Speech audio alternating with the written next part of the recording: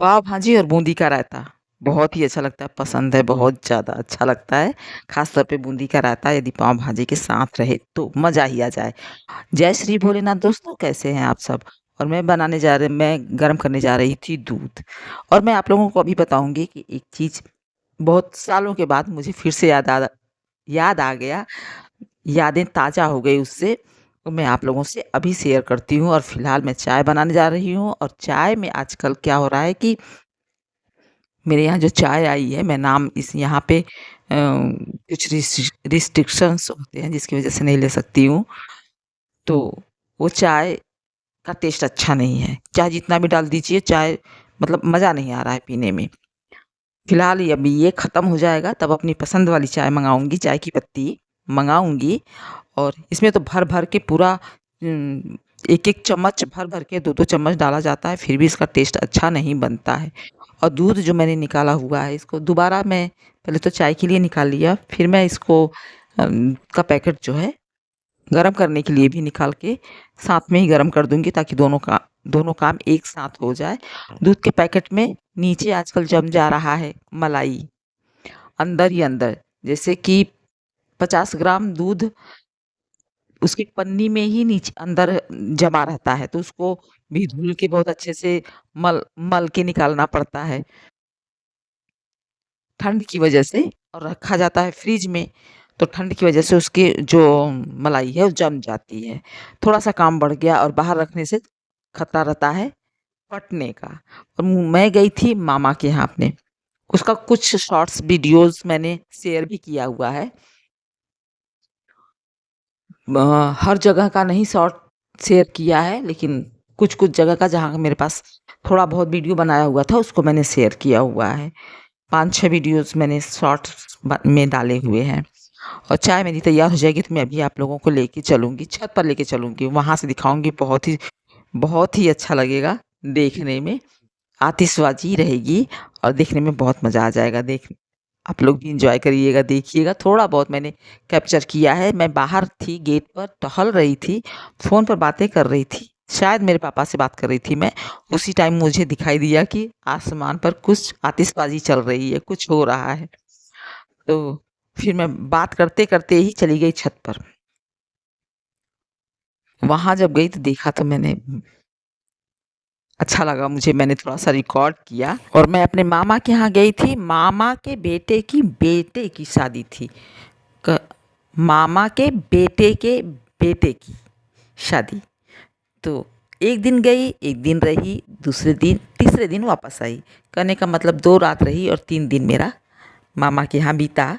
और मैं यहाँ पे पहुँचा दी हूँ, आप लोगों को लेकर चली आई हूँ। देखिए छत पर अपने, और घर के पीछे हमारे एक स्कूल है, वहाँ पर एनुअल स्पोर्ट है। तो उसी में जब उसका समापन होता है तो वहाँ पे आतिशबाजी होती है। तो काफ़ी कुछ चल रहा था। अब एंडिंग पॉइंट में जा रहा था ये आतिशबाजी, जो मैं कैप्चर करने के लिए मैं वहाँ पहुँची। थोड़ा बहुत मैंने ले पाया और उसके बाद थोड़ी देर में ही बंद हो गया, क्योंकि मुझे पता ही बाद में चला और मैं पहुंचने में थोड़ा-सा लेट हो गई। बहुत ही अच्छा लग रहा था, क्योंकि बच्चों के टाइम अपने छोटे, जब मेरे बच्चे स्कूल में थे तो उस टाइम भी इसी टाइम में एनुअल स्पोर्ट उनके स्कूल में होता था।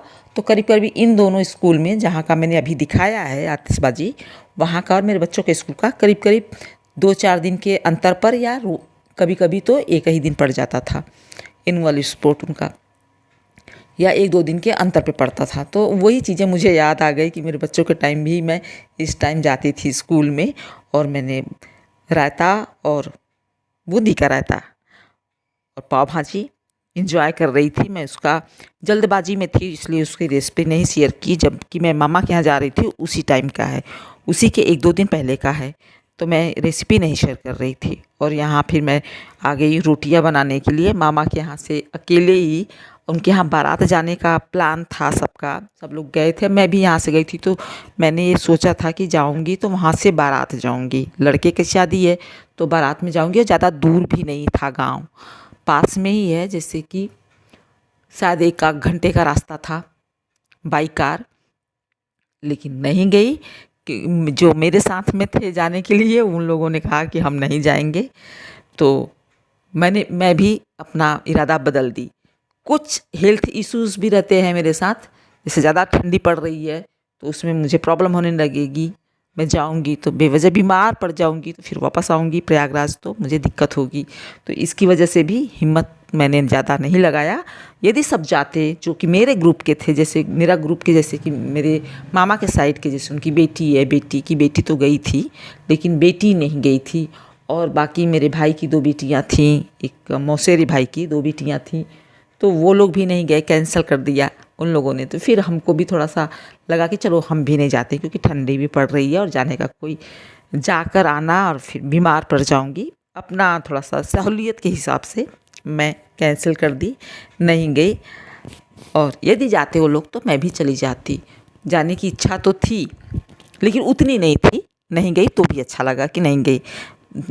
थकने से कोई मतलब नहीं। और रात को उस दिन होता है नटका का गाना, तो बाकी जो सब लोग थे मंडप में बैठ के गाते हैं, लेडीज़ जो रहती हैं सब गाती हैं, तो उसमें मेरी मौसी थी, सब लोगों ने खूब रात को जगाया।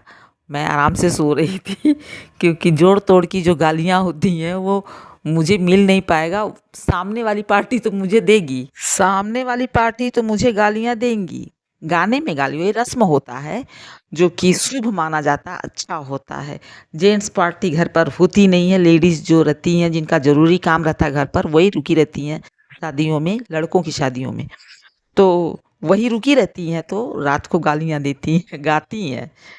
तो मुझे जोड़ तोड़ का गाना मिलता नहीं, तो मैं चुपचाप सो ही रह गई, मैं लेटी ही रह गई, तबीयत की वजह से भी और वैसे भी। और मेरी मौसी और बाकी जो भाभी वहाँ लोग लगती थी, मामी लगती थी, वो सब लगी हुई थी, गालियाँ दे रही थी, आपस में गाली गा रही थी। और मुझे भी मिला कई जगह, मैं पास में नहीं थी, भाग भाग के हट जाती थी मैं वहाँ से, तो भी मुझे लोग पास में जाके गाली सुना कर आते थे जो भाभी लगती थी वो लोग। शुभ माना जाता है, अच्छा लगता है, बहुत ही अच्छा लगता है। और शादियों में तो ये इस तरह से एंजॉय करना तो बनता है, ये सब होना चाहिए, ये सब हमारी परंपरा है और इसको एकदम जगा के रखना चाहिए ताकि जिंदा रहे, क्योंकि जैसे जैसे इसको कम करते जाएंगे धीरे धीरे ख़त्म हो जाएगा।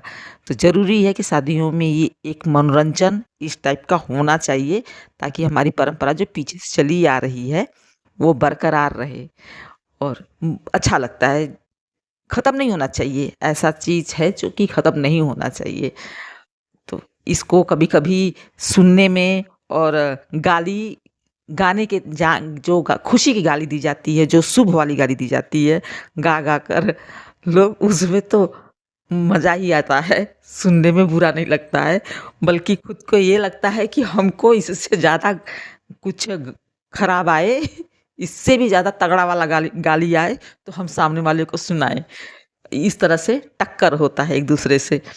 तो टक्कर देने वाला तो मेरे पास कोई था नहीं, तो इसलिए मैं लेटी हुई थी, लेकिन लेटे-लेटे ही मैं गालियाँ सुन रही थी। और एक बार तो मैं दरवाजे पर चली गई थी, बाहर द्वार पर, तो वहाँ पर भी एक भाभी थी, वो पीछे दौड़ कर आई और उन्होंने गाली दिया। जगह-जगह अपनी रस्म होती है, तो उन पर गालियों का ये बौछार किया जाता है, शुभ किया जाता है। और मैं बना रही हूँ यहाँ पे रोटियाँ, जो कि मेरा तो काम है, वहाँ से वापस आने के बाद भी मुझे यही सब करना है, भागकर मैं चली आई। इसीलिए यहाँ पर खाना के लिए दिक्कत होने लगता है, कोई बनाने वाला तो है नहीं और मुझे वहाँ पे रुक कर कुछ करना भी नहीं था, मेरे मामा के यहाँ कुछ करना भी नहीं था, सिर्फ बैठकर खाना। बनाने वाला भी कोई रहे, अच्छे से सब काम करे तो ज़्यादा बढ़िया रहता है, लेकिन वहाँ तो रुक कर खाना ही था, तो इसलिए मैं चली आई यहाँ से। वहाँ टाइम पास करने से कोई लेना देना नहीं। अब भविष्य में हो, जब दूसरे बेटी की शादी होगी तो मौका लगेगा तो फिर वापस जाऊँगी अपने मामा के यहाँ। कोशिश करूँगी उस टाइम भी फिर जाऊँगी, फिर एन्जॉय करूँगी, बहुत अच्छा लगता है। ऐसे रिश्तों में जाना चाहिए। मेरे पापा भी आए हुए थे वहाँ पर, मामा के यहाँ उनका ससुराल है, मौसा आए थे और भी भाई लोग भी आए थे, मौसी के बेटे लोग थे, वो सब आए थे। काफ़ी लोगों से मुलाकात भी हो जाती है। यही एक जगह होता है जहाँ पे हम एक-दूसरे से मुलाकात कर पाते हैं, देख पाते हैं, पहचान पाते हैं, अरे ये वो है, अरे वो है, पहचान रहे हैं। मेरे मौसा थे, तो वो दूसरे जो मौसा एक और हैं, तो उनके बेटे को पहचानवा रहे थे कि तुमने इनको पहचाना? थोड़ा-थोड़ा पहचान रही थी। और उसके पहले एक बार मैंने देखा था तो नहीं पहचानी थी। इस तरह से जान पहचान बनी रह जाती है, चेहरा पहचान लेते हैं, नहीं तो सालों नहीं एक दूसरे से मुलाकात करेंगे तो नहीं पहचान पाएंगे। चलिए मैं अपनी रोटियां बना लेती हूँ खाने के लिए, मिलूंगी आप लोगों से अगले ब्लॉग में। तब तक के लिए एंजॉय करिए, शादियों का मौसम है, अपने शरीर का ध्यान दीजिए, अपनों का ध्यान दीजिए और गुड बाय।